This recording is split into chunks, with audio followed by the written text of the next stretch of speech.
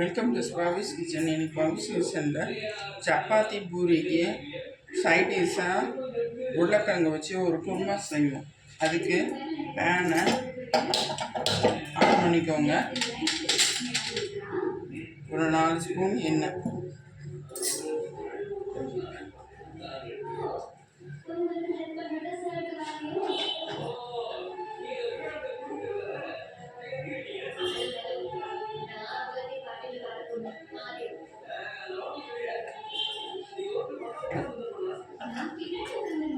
எண்ணெய் இப்போ சூடாயிடுச்சு. நம்ம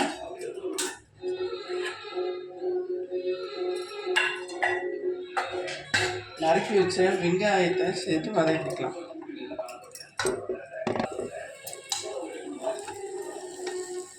வெங்காயத்தை முழுசாக சேர்த்துடுவோம். வதக்கிட்டு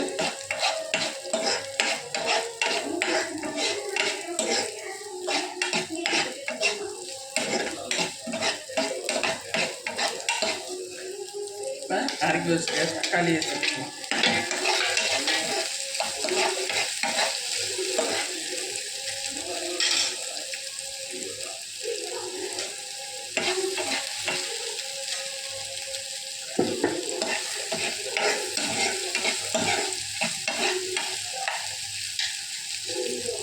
நல்ல மசியை வதக்கணும்.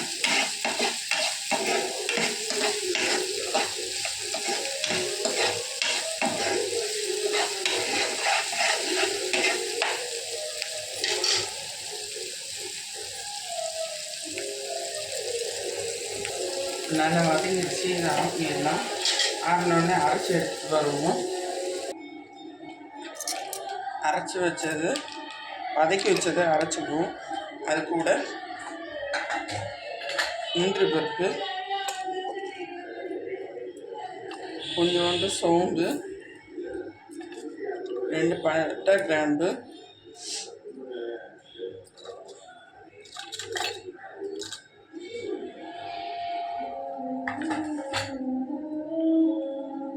எல்லாத்தையும் சேர்த்து அரைச்சி எடுத்துட்டு வந்துடலாம்.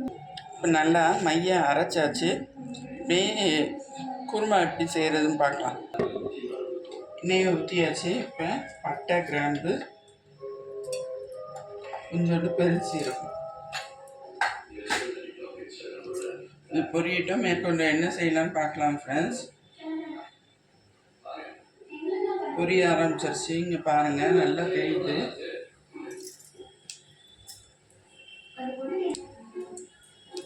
நல்லா பொரிஞ்சிருச்சு. இப்போ நீளமாக்காக வெட்டி வச்சுருக்கிற பெரிய வெங்காயத்தை சேர்த்துறோம்.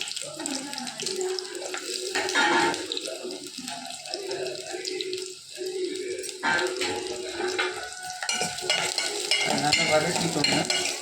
தக்காளி சேர்க்குறவங்க சேர்க்கலாம். என்னடா இதை அரைக்க போது தக்காளி சேர்த்தோமே இப்பயும் கேட்க சொல்கிறாங்களேன்னு நினைக்காதீங்க. இப்போ அவிச்சு மசிய வச்சுருக்க உருளைக்கிழங்கு சேர்த்துக்கலாம்.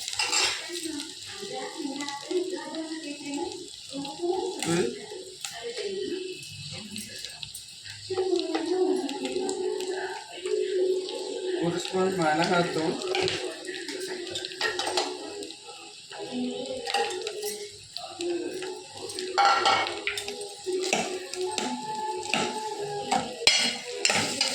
நல்லா வதக்கிக்கலாம்.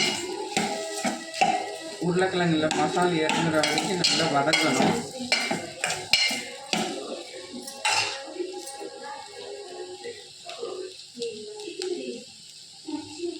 இப்போ அரைச்சி வச்சுக்கிற விழுதை சேர்த்தலாம்.